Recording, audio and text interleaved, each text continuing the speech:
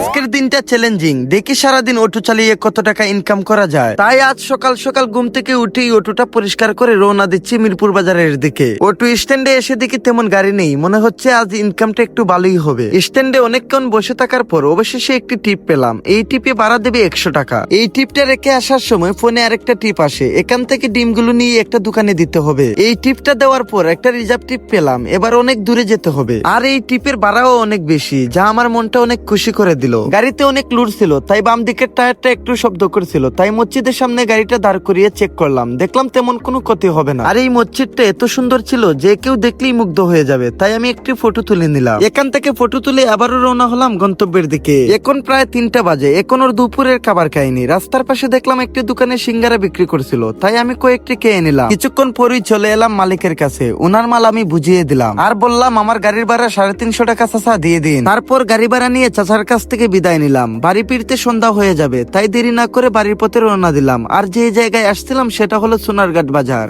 আজকের সব ট্রিপ মিলিয়ে ইনকাম করেছি 920 টাকা। আজকের ভিডিওটি তোমার কাছে কেমন লেগেছে কমেন্টে জানাবেন, আর এই ভিডিওতে লাইক করে চ্যানেলটি সাবস্ক্রাইব করতে ভুলবেন না।